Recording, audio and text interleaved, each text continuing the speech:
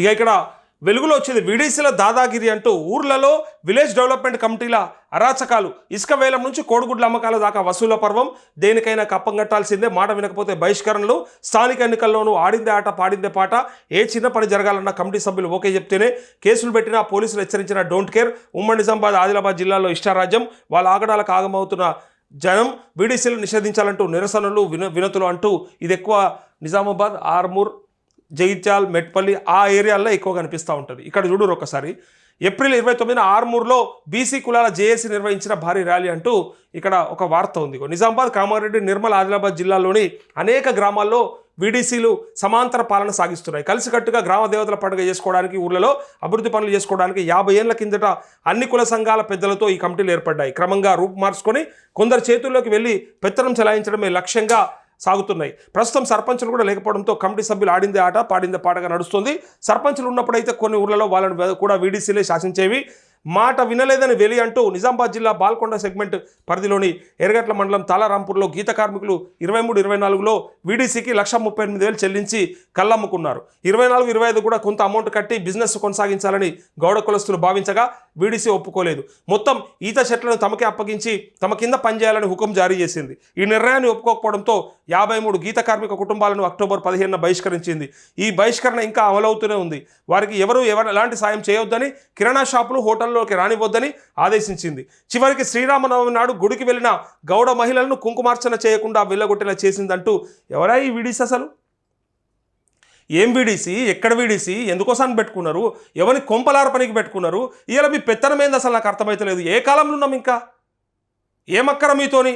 ఏం అభివృద్ధి చేస్తున్నారు మీరు? కోడిగుడ్లు అమ్ముకుంటున్న దగ్గర కూడా కక్కుర్తిపడే బతుకులు మీ. ఇంకా మీరు ఏదో ఉద్ధరిస్తారు ఊర్లల్లా. ఇటు పోలీసులు హెచ్చరించినా పట్టించుకోరు, ఇటు ప్రభుత్వం చెప్పినా వినరు. సిగ్గుశరం ఉండాలి అల్లు ఉన్నోళ్ళకి అందరికీ కూడా. గ్రామాలను అభివృద్ధి చేస్తామని చెప్పి ఇలా మీరు శాసిస్తూ ఉన్నారు. ఎవరిని బతకనిస్తలేరు. ఇది ప్రజాస్వామ్యమా? ఈ దేశంలో ఇంకా ఇట్లాంటివి నడుస్తూ ఉన్నాయా? ఈ జిల్లాలలో ఇంకా ఎక్కువ ఉన్నది. ఇంకా కొన్ని చోట్ల ఆ గ్రామస్తులకి, ఆ గ్రామాలకి ఉపయోగకరంగా ఉండాలని పెట్టుకున్నటువంటి ఆ వీడీసీలు, ఆ అన్ని కుల సంఘాల పెద్దలతో కలిసి చేసుకున్నటువంటి ఆ కమిటీలు ఉపయోగపడాల్సింది పోయి ఇలా నష్టం చేస్తూ గౌడ మహిళలన్నీ ఇలా గుళ్ళోకి రానియకపోవడానికి మీరెవరు అసలు? మీకేమున్నది అసలు అధికారము? శ్రీరామనవమి నాడు కుంకుమార్చనలో పాల్గొనకుండా చేయాల్సినటువంటి అవసరం మీకేమొచ్చింది? దేవుడు చెప్పిండా మీకు? ఈ బహిష్కరణలు ఏంది అసలు? ఈ కాలంలో ఎక్కడున్నాము మనం? ఏం చేస్తున్నాము? ఇంకా ఆది మానవుల లెక్క ఏది ఎడబోతున్నాం? ఆటవిక సమాజమా? ఏంది సమాజం? ఆధునిక సమాజమా? వాళ్ళు దేనికోసం పెట్టుకుని చెప్పురు అసలు మీరు?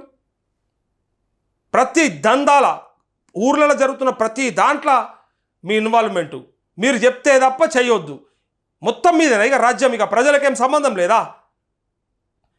మోపైనారు, జమైనారు, 10-20 మంది మోపై జమైగా ఊళ్ళో ఏదనుకుంటే అదే కథం. ఇక నాశనం పట్టాలి. ఇటు పక్క ఇంతమందిని ఇబ్బంది పెట్టుకుంటా మీరు తమాషాలు ఆడుతున్నారు. కనీసం సర్పంచ్లను కూడా పని చేయనియ్యారు తెలుసా వీళ్ళు. సర్పంచ్ కూడా ఉట్టిగా నామమాత్రంగా ఉంటాడు. వాళ్ళు డిసైడ్ చేస్తేనే సర్పంచ్. వాళ్ళు చెప్పాలి. మళ్ళీ వీడీసీ మాట వినకపోతే వాళ్ళు గ్రామం బయట ఉండాలి, లేదా గ్రామంలో ఉంటే వాళ్ళకి ఏమీ సహకరించవద్దు. ఎక్కడ పోతుంది అసలు? ఏమక్కరా ఇప్పుడు? ఏం నువ్వు వాళ్ళకి బో పెడుతున్నావా? లేనోనికి ఏమైనా చేస్తున్నావా నువ్వు? ఈ వీడీసీల పేరుతో దోసుకుంటారు. కానీ లేనోనికి మరి ఊర్లో మరి పలానోనికి ఈ పథకం అందించేటట్టు చేద్దాం, పలానోనికి హెల్ప్ చేద్దాం, పలానోనికి సాయం చేద్దాం, ఇవి ఉన్నాయి మీకు? ఇవి లేవు. మీకు ఉన్నది ఒకటే ఇక దోపిడీ.